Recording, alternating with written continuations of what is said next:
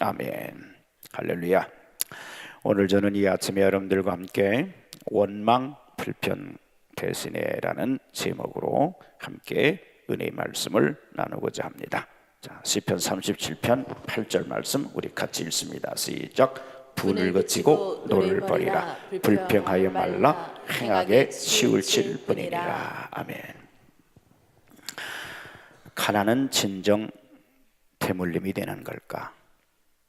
난 경기도 광주 시골 삼남 일녀의 막내로 태어났다. 도시락도 싸두지 못할 정도의 가난은 내가 태어나서 결혼할 때까지 떠나지 않았다. 당연히 중학교 진학은 상상도 못했고 초등학교 졸업과 동시에 재단 보조로 취직을 하게 되었다. 그래도 나는 돈을 벌 수 있다는 사실이 너무 기뻐 왕복 3시간을 걸어다니며 밤낮으로 힘든 줄 모르고 일만 했다. 20살에 남편을 만나 결혼을 하고 직장 생활을 계속했다. 그런데 남편은 술을 너무 좋아해서 나의 속을 어지간히 썩혔다. 시댁 또한 상황이 안 좋아 시아버님은 강경화로 앓고 계셨고 내가 순위 둘을 데리고 고등학교까지 뒷바라지했다. 남편은 아버님 병세가 악화되자 아예 시골로 1년 동안 내려가 살았다. 우리 아이들의 부양은 온전히 나 혼자만의 몫이었다. 하루에 2-3시간씩 자면서 몸이 부서져라 일했지만 가난은 좀처럼 우리 곁을 떠나지 않았고 끝내 내가 쓰러지고 말았다. 병원에 갔더니 의사는 30대의 몸이 60대의 몸이 되었다며 건강이 너무 좋지 않았다고 했다. 정말 죽고 싶을 마음뿐이었다. 열심히 일하면 잘 살 수 있을 거라는 희망을 가지고 살았지만 그 희망은 먼 얘기고 남의 얘기였다. 그렇게 몸도 마음도 만신창이가 될 무렵 나는 종교에 귀했다. 하지만 남편은 나의 아픔을 어루만져 주지 못했다. 점점 술은 더 많이 마시고 남편의 건강도 악화되고 있었다. 남편은 점점 폭력적으로 변해갔다. 경제권까지 가져가 버려 난 팔축부로 일하며 아이들의 생계를 책임졌다. 남편의 폭력과 폭언은 점점 심해지고 심지어는 목에 칼을 들이대며 모든 것을 내 탓으로 돌렸다. 본인이 아픈 것도 머리가 하얀 것도 내 탓, 인생이 안 풀리는 것도 내 탓. 아이들과 나는 남편의 발자국 소리만 들어도 무서워 벌벌 떨게 되었다. 도저히 안 되겠다 싶어 남편과 이혼을 했다. 근데 얼마 지나지 않아 남편이 간경화로 병원에 입원을 했다. 이혼한 남편이라도 간병할 사람이 없어 내가 간호를 해줘야 했는데 남편은 그때도 나 때문에 병이 들었다면서 또다시 원망하는 게 아닌가. 차도가 있어 통원 치료를 하게 되어 퇴원을 하자 내게 카드빚을 갚으라고 협박하기에 가진 돈 다 내어주고 친정으로 그와 이별을 했다. 그 후 팥출부, 호떡 장사, 곱창 장사 등을 하면서 생활을 꾸려갔다. 지긋지긋한 가난은 언제나 나와 이별을 할까 하는 마음으로 당시의 생활은 힘들었지만은 아이들과 나는 오히려 마음이 편했다. 남편은 몇 달 후부터 반성하고 있다면서 재결합을 원했지만은 2년 동안 만나주지 않았다. 그가 정말 변했구나 하는 생각이 들 때쯤, 그러니까 이혼 2년 후에 우리는 재결합을 했다. 이제 남편은 노력하는 모습으로 바뀌었고 아이들은 지하 단칸방에서 불편하게 생활하면서도 불평 한마디 않고 엄마를 따라준다. 고3을 졸업한 이 아들은 대학 진학 대신 취업을 생각하고 있고 초등학교 6학년 딸은 어려운 환경을 티내지 않고 이 임원도 맞는 등 잘 자라고 있다. 최근에 나는 평생의 한이었던 중학교 공부를 시작하게 되었다. 애들이 하는 말이 뭔지, 간판에 있는 글씨가 뭔지, 무슨 뜻인지 몰랐던 내가 중년 여성들에게 배움의 기회를 제공하고 있는 일성 중고등학교에 다니게 되면서 간판을 읽게 되었을 때, 물건의 의미를 알게 되었을 때 속으로 감격의 눈물을 흘렸다. 학교를 다니게 되면서 잠잘 시간은 더욱 없어졌다. 남편이 벌어오는 돈과 내가 재단 일을 하면서 버는 돈으로 우리 식구들은 생활하고 있다. 월세와 세금을 내고 나면 먹고 싶은 것 제대로 사 먹지 못하지만은 나는 항상 행복하다고 외친다. 자꾸 행복하다고 외치면 진짜 행복이 오지 않을까? 세상을 원망하며 살던 날도 많았다. 그러나 이제는 모든 것에 감사한다. 아이들이 건강한 것도, 우리에게 지하 월세방에 있는 것도. 누이가 자기 입으로 내뱉는 명주실 집에 들어 앉아 사는 것처럼 사람의 입에서 나오는 말이 그 사람의 운명을 좌우할 만큼 중요한 것입니다. 기분 좋고 감사한 말 대신에 불평과 원망의 말을 털어놓기 좋아하는 사람의 생애는 결코 행복하고 아름다울 수가 없습니다. 그뿐 아니라 하나님도 그 사람을 축복하실 수가 없는 겁니다. 잠언서 6장 2절은 이렇게 말합니다. 같이 읽습니다. 시작. 네 입의 말로 네가 얽혔으며 네 입의 말로 인하여 잡히게 되었느니라. 민수기 21장을 보면 이스라엘 백성이 가나안 땅을 향해 행진할 때 가데스를 지나서 호르산에 이르게 될 때 길도 험하고 물이나 식물도 제대로 없고 하늘에서 내리는 만나밖에 없으므로 하나님과 모세를 원망을 해요. 민수기 21장 1절에 시작. 백성이 여호와 모세를 향하여 원망하되 어찌하여 우리를 애굽에서 인도하여 올려서 이 광야에서 죽게 하는고 이곳에는 식물도 없고 물도 없도다. 우리 마음이 이 박한 식물을 시기하노라 하면서 불평하고 원망을 했습니다.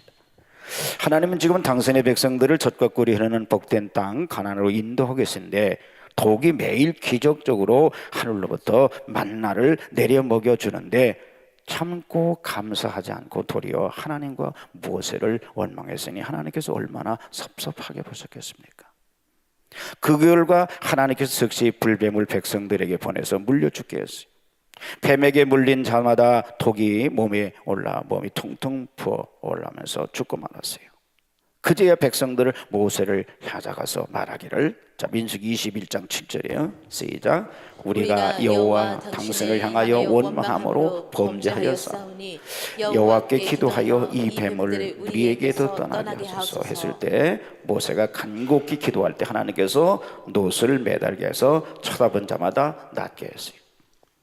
감사해야 될 하나님의 백성이 불평하고 원망할 때 하나님은 진노하시고 마귀는 조화를 날뛰면서 여러 가지 재난과 시험이 오는 거예요.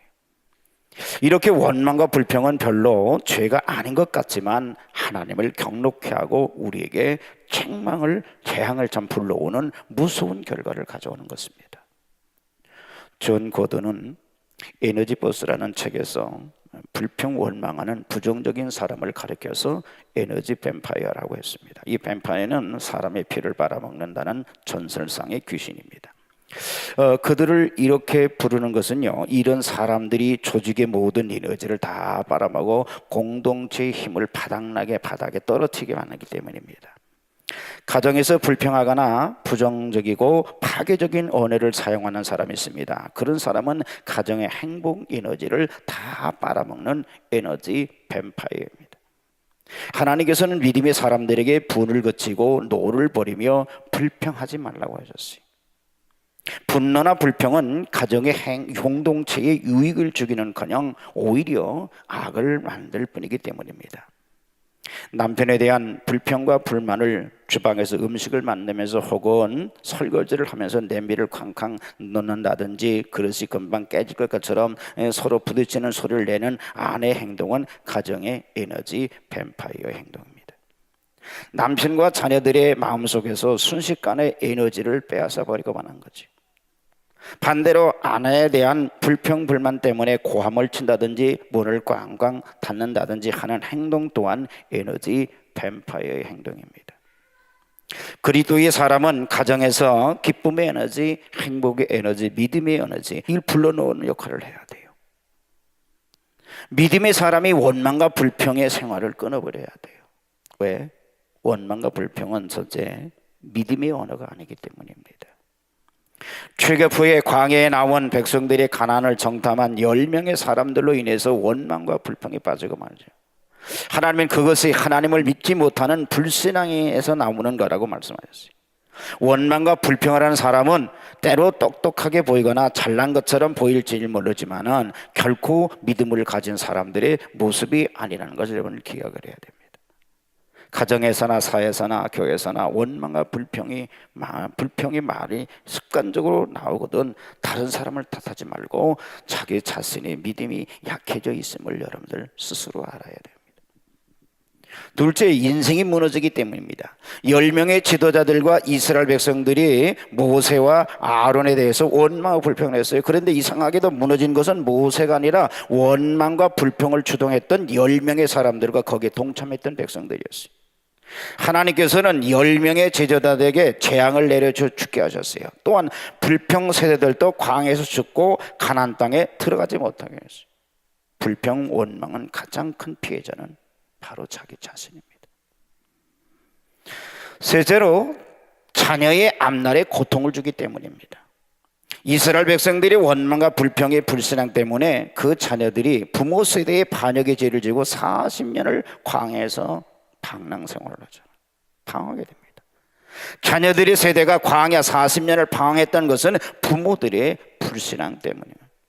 부모의 불신앙과 원망과 불평의 생활 태도는요, 자녀들의 앞날에 심각한 악영향을 미친다는 걸 알고 이 불평의 습관을 버리고 사시기를 바랍니다. 그럼 앞에서 말씀드렸지만은 원망과 불평이 왜 나쁜가? 그 이유를 구체적으로 말씀드리겠습니다. 첫째, 원망과 불평은요, 불신앙의 태도입니다. 하나님의 사랑과 섭리를 전폭적으로 믿지 못하는 불신앙의 결과예요.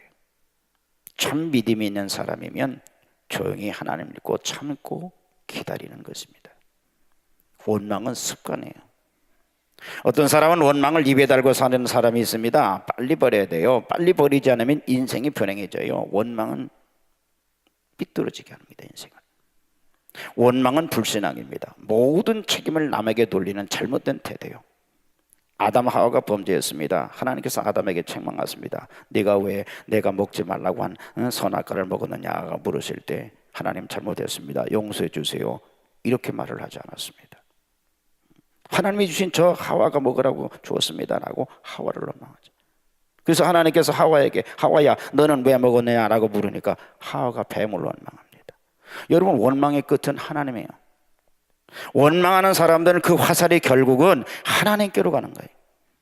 나는 아무 잘못 없는데 결국은 하나님이 나를 원망하게 만든다, 이렇게 생각을 하게 하는 거예요.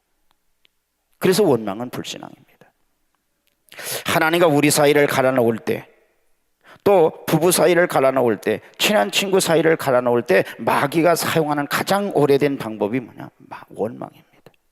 그래서 원망하게 만드는 거예요. 그 다음에는 하나님과 우리 사이가 갈라지고 부부 사이가 갈라지고 친구 사이가 갈라집니다. 원망하지 마세요. 불평을 버리세요. 둘째, 옳지 못한 심리적인 상태입니다. 마음의 상처를 바라보는 자신의 태도가 마음의 상처를 더 키우기도 하고 회복시키기도 하는 겁니다.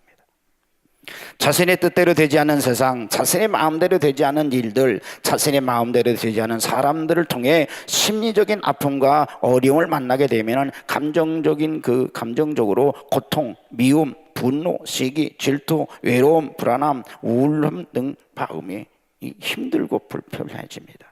이때 얻은 정보를 뇌는 기억을 하고 있다가 불편한 경험을 하게 되면 우울해지고 뇌에 기록된 상처받은 기억들로 불러와서 상처받기 싫고 아프기 싫어서 미리 이 최악의 상태의 상황을 가정에서 걱정을 하게 돼요.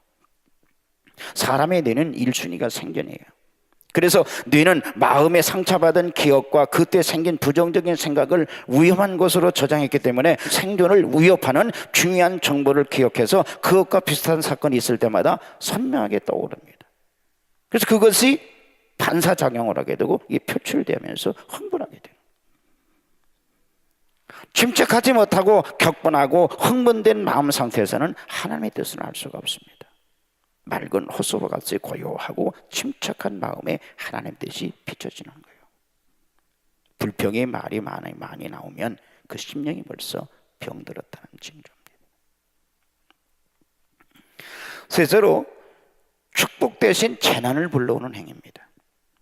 감사와 신앙의 말을 자꾸 하면 자연히 우리 앞에 감사할 일과 축복이 다가오지만 불평하면 할수록 고난과 재난이 다가오는 거예요. 아마 모세처럼 원망을 많이 들은 사람은 없을 겁니다. 호렙산에서 하나님의 명령을 받고 모세는 바라옹을 만납니다. 거기서 첫 번째 원망을 들어요. 자라는 백성들을 왜 충동하느냐는 거예요. 모세는 하나님이 자신을 보냈다고 합니다. 이 말을 들은 바로는 하나님이 누군데 가서 네가 할 일이나 하라고 합니다. 그리고 이제부터는 벽돌을 구울 때 놓는 집을 주지 말고 개인이 해결하고 그래도 벽돌 생산 수는 전과 동일하게 하라고 명령을 내립니다. 백성들은 모세의 등장 후 노역이 더 괴로워져요. 그래서 백성들의 지도자는 모세를 원망합니다. 왜 우리를 더 괴롭게 하는가? 이것이 두 번째 원망입니다. 우여곡절을 겪고 드디어 이스라엘 백성들과 그 밤에 출애굽을 감행합니다. 그런데 하나님이 홍해 길로 인도하는 거예요. 설상가상으로 모세가 떠난 후 마음이 바뀐 이 바로 왕의 군대를 끌고 그 뒤를 추격하지요. 앞에는 홍해바다요, 뒤에는 바로 군대입니다. 이때 이스라엘 백성들은 애굽에 묘지가 없어가지고 우리를 이 홍해바다에 수장시키려고 하느냐고 원망합니다. 이게 세 번째 원망. 하나님은 바다에 길을 내서 그 백성을 건너게 합니다. 그리고 르비딤 광야로 들어갑니다. 그곳에서 백성들은 목말라 죽이려고 우리를 데리고 나오느냐고 또 원망을 합니다. 하나님 반석에서 물을 내서 이스라엘을 먹였습니다. 이스라엘 백성들은 원망은 수없이 계속이 되는 거예요. 수없이. 만나만 먹었으니 만나만 먹으니까 못 살겠다고 불평. 가나안 땅에 사는 아낙 자손이 크고 자신들은 이제 죽었다고 원망. 광야에서 못 살겠다고 애굽으로 다시 돌아가자고 당을 만들어가지고 패적하면서 불평하고. 이렇게 모세는 수많은 원망과 불평을 듣습니다. 결국 어떻습니까? 그들은 약속의 땅을 밟지 못하잖아요. 넷째, 하나님이 싫어하시고 사탄 마귀가 원하는 거예요. 욥기가 해석하기가 어려운 책 중에 하나라고 하지만 간단하게 알 수 있는 욥기서의 중요한 사상 하나는요, 하나님께서 인정하는 의인 욥의 입에서 하나님을 원망하고 욕하는 말이 나오게 하려는 사탄 마귀의 시험이 기록된 책입니다. 사탄 마귀의 지론은 하나님이 복을 많이 주시니까 의롭고 감사한 생활을 하는 것이지 그에게 까닭 모를 불행과 재난을 주면 틀림없이 하나님을 욕하고 원망할 것이라는 것입니다. 그래서 사탄은 하나님의 허락을 받아서 재난을 몰고 왔어요. 일석일조. 그러니까 아침 저녁에 그 많은 재산이 도적맞고 불이 나서 다 없어지고 마지막에는 태풍을 몰고 와서 욥의 10자네를 잔치하고 있는 집 기둥을 그냥 쳐가지고 폭삭 무너져서 거기서 깔려 죽게 말이에요. 이쯤 되면 사탄의 생각대로 욥에 비해서 하나님을 잘 믿는데 별로 죄 지은 것도 없는데 왜 내가 이런 불행을 당해야 하느냐고 하나님을 원하고 하나님이 없다고 욕을 할 줄 알았는데 욥은 고소를 짓고 머리털을 밀고 땅에 엎드려서 경배하면서 이렇게 말해요. 공동문 욥입니다. 같이 읽습니다. 시작. 벌거벗고 세상에 태어난 몸 알몸으로 돌아가리라. 야훼께서 주셨던 것 야훼께서 도로 가져갔으니 다만 야훼의 이름을 찬양할지니라. 하나님을 향해서 욥이 범죄하지 않고 원망하지 않아요. 그 다음에도요, 사탄은 그 몸을 치면 욥이 하나님을 욕하고 원망하리라고 했으나 온몸에 악청이 나서 구더기가 나고 기왓장으로 온몸을 긁으면서 하나님을 원망해서 원망하지 않았어요. 또 욥기서 2장 9절에 보니까 아내가 뭐라고 해요? 자, 보세요. 시작. 그 아내가 그에게 이르되 당신이 그래도 자신의 순전을 굳게 지키겠느냐? 하나님을 욕하고 죽으라. 아니, 하나밖에 없는 하나밖에 다 죽고 이제 나 아내 하나 남았는데 그 아내마저도 뭐라 그래요? 이게 할 말이요? 근데 아내가 욥을 격동시켜서 그 입에서 불평과 원망에 나오기를 사탄은 기다렸는데 그게 안 나와. 뭐라고 하냐? 욥기서 2장 10절에 욥이 뭐라고 합니까? 시작. 그대의 말이 어리석은 여자 중 하나의 말 같도다. 우리가 하나님께 복을 받았은즉 재앙도 받지 아니하겠느냐 하고 이 모든 일에 욥이 입술로 범죄치 아니했다. 그러면 욥기서는 사단이 하나님을 잘 믿는 욥의 입에서 불평과 원망이 나오게 하려고 고통이나 재난을 당할 만한 이유가 없이 재난과 불행을 가져다 주었으나 욥은 하나님을 향하여 원망하거나 욕하지 않았다. 물론 너무 고통스러우니까 자기 생일이 차라리 없었더라면 좋을 뻔했다고 하고 고통에 시면해서 여러 가지 말을 했으나 하나님을 의심하거나 불평하고 원망하지 않는다. 이렇게 볼 때 우리 하나님의 자녀 입에서 불평과 원망이 나올 때 사탄 마귀는 춤을 추고 좋아하고, 신자들이 입에서 감사와 찬양이 나면 하나님이 기뻐서 하나님이 춤을 추고 축복하시는 거예요. 마귀를 춤추게 할래요? 하나님을 춤추게 할래요?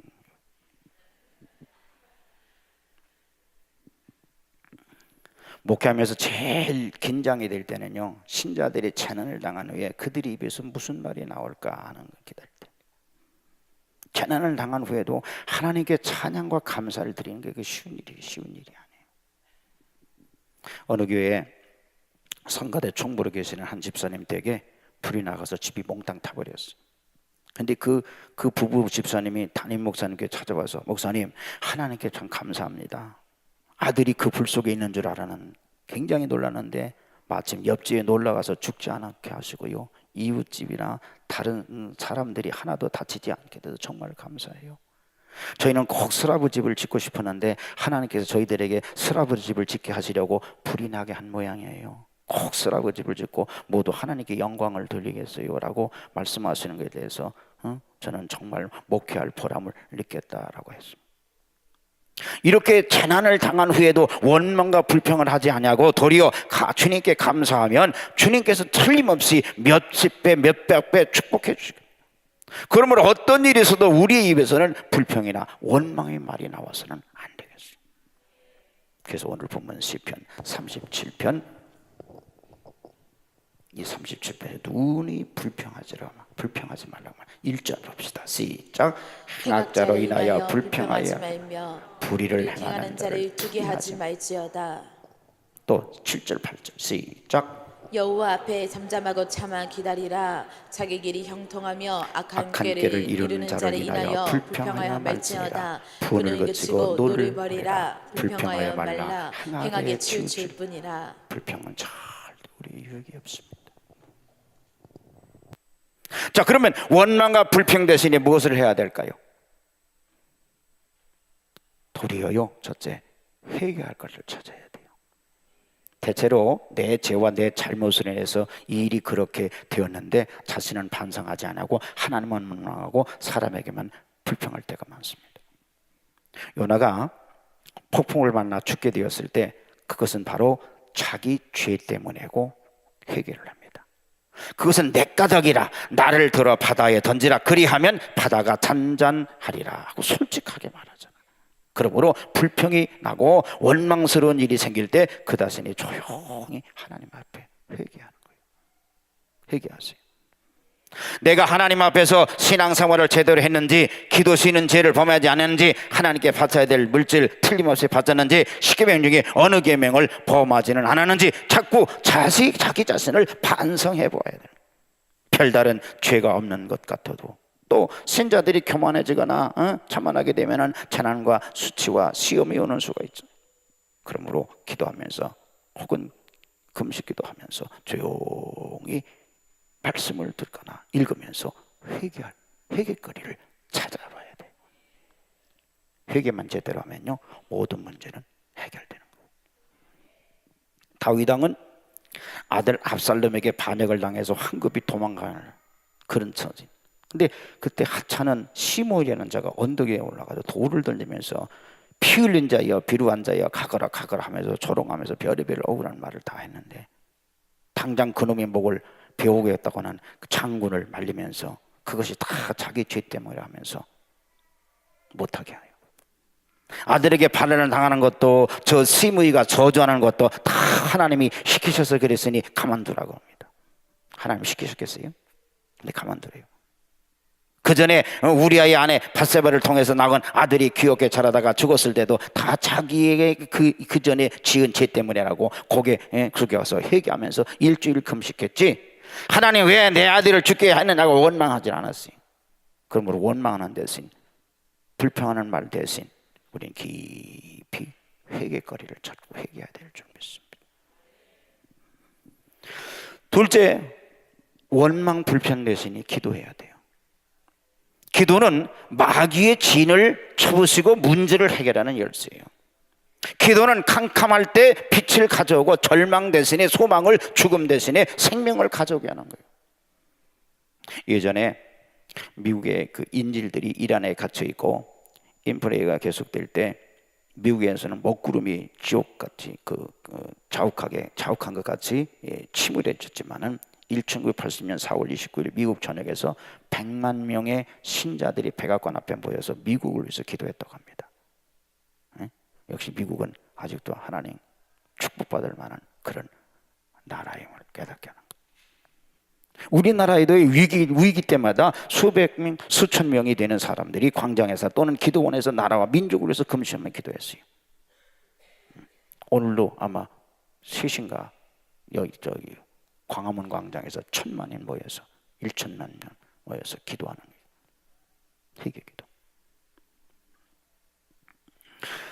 금식하며 부르짖는 민족은요 망하지 않기 때문에 공산당이 아무리 가면을 쓰고 날뛴다 해도 우리 민족은 결코 망하지 않을 줄 믿습니다. 막연하게 그냥 망하지 않을 그게 아니에요. 기도해야 돼. 기독교 장로교회 박청환 장로님이라는 분의 간증 이야기입니다. 그분이 6.25 사변 때 적에게 포위되어서 사흘 동안이나 밥 한 술도 먹지 못하고 죽게 되었을 때 생전 처음으로 하나님 앞에 간절히 기도했다고 합니다. 바위를 끌어안고 생명을 걸고 간절히 기도했더니 응답이 오는데 오늘 밤 11시에 적의 포위를 들어라는 음성이 마음에 들려왔다는 거예요. 그래서 이상하게 생각하면서 밤 11시를 기다리는데 그 시간에 갑자기 바람이 몹시 부러치는데 살금살금 포위망을 뚫고 나오는데 어찌 바람이 쐈는지 그 인민군들이 그 거센 바람 소리 때문에 그 도망가면서 부스럭거리는 소리를 바람 소리를 알고서 돌이키지 않아서 살아났다는 거예요. 누가복음 18장에 나타난 예수님의 비유를 보면요 불의한 재판관에게 원한을 풀어달라고 밤낮 쫓아다니면서 졸라대니까 들어줬다는 말씀이 있어요. 하물며 하나님의 자녀들이 원한이 맺히게 밤낮으로 하나님께 부르짖고 기도하면 왜 안 들어주시겠느냐고 우리 주님이 하신 말씀이에요. 기도를 해야 참다운 해결책을 얻을 수 있고 기도를 해야 하나님의 지혜가 주시고요 기도를 해야 문제를 해결할 수 있는 거예요. 그러므로 원망스럽고 불평스러울 때 여러분 짜증내지 마시고 하나님 앞에 겸손히 기도하세요. 이 일을 행하시고 성취하시는 분은 하나님이라 했고 기도하는 사람에게 하나님이 비밀과 비결을 알려주신다고 예레미야 33장 3절의 말씀이죠. 읽습니다. 시작. 너는 내게 부르짖으라 내가 네게 응답하겠고 네가 알지 못하는 크고 비밀한 일을 네게 보이리라. 하나님이 말씀하신 거예요. 그러니 제발 원망 불평하지 마시고 기도하세요. 세 번째, 불평 대신에요 감사해야 돼요. 불평의 말은요 마귀가 기뻐하고 감사의 말은 하나님이 기뻐하세요. 하나님이 춤춘다고 그랬잖아. 그러므로 이 불평스러울수록 감사대로 힘쓰세요. 지금은 어려움을 당해도 지금까지 살아오면서 하나님께서 베풀어 주신 여러 가지 은혜와 사랑에 대해서 감사해 보세요. 또 지금은 고통을 당하지만 앞으로 이 시험이 변하여 축복이 될 것을 믿고 감사해 보세요. 그럴 때 기적이 나타나는 거예요. 빌립보서 4장 6절에 7절 말씀 읽습니다. 시작. 아무것도 염려하지 말고 오직 모든 일에 기도와 간구로 너희 구할 것을 감사함으로 하나님께 아뢰라. 그리하면 모든 지각에 뛰어난 하나님의 평강이 그리스도 예수 안에서 너희 마음과 생각을 지키시리라. 아멘. 어디 봐도요 원망하고 불평하라고 하지 않았어요. 기도하라고 그랬지. 염려거리가 왜 없어요 인생에 살아가면서. 말라기 1장에 보면은 이스라엘 백성들이 하나님께 제물을 드리는데 성하는 것은 다 놔두고 팔아먹지 못할 눈먼 것, 병든 것, 저는 것들만을 골라다가 하나님께 드리면서 일이 얼마나 범패스러운 거 귀찮은 거 하면서 코드숨을 친다고 책망하시면서 그렇게 불평하면서 드린 헌물 정성 없는 예물 내가 받겠느냐 그렇게 책망하셨어요.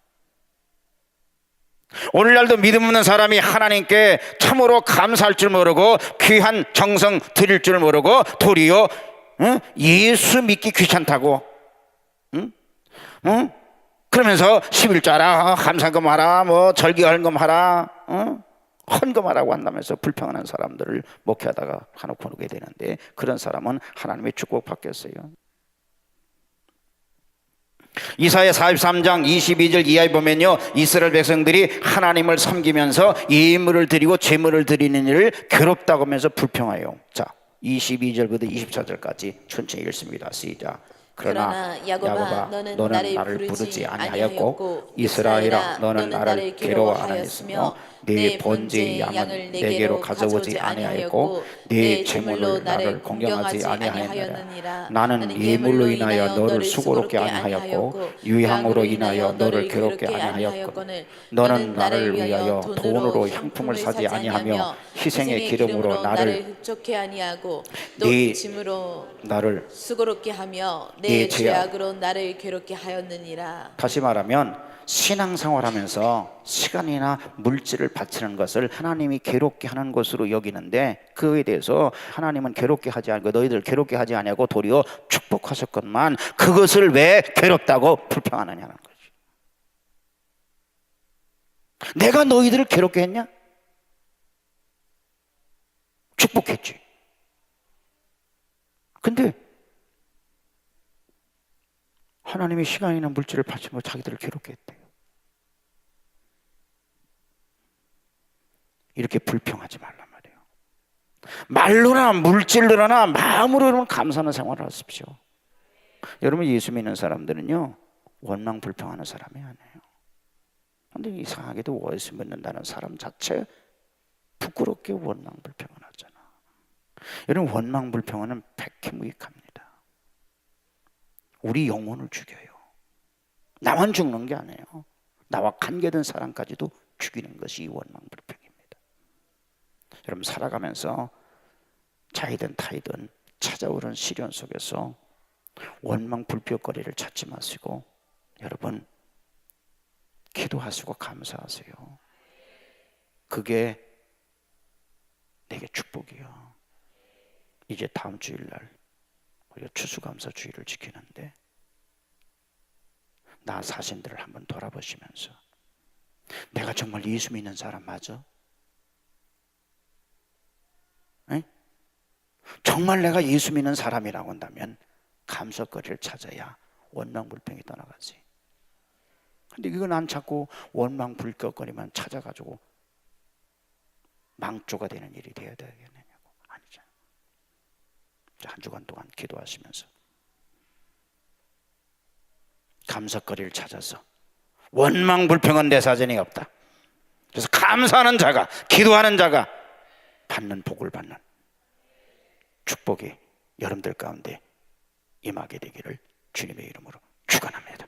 자, 우리 말씀 생각하시면서 하나님 앞에 저 믿는 자로서 부끄러운 이 원망 불평 속에 빠졌던 나는 없었는지, 그런 일은 없었는지 우리 자신을 살피면서 얘기하면서 이제 감사로 고백하는 내가 회복되게 해야 된다고 우리 두 손 드시고 주여 삼창하시고 함께 통성으로 결단 기도하겠습니다. 주여 주여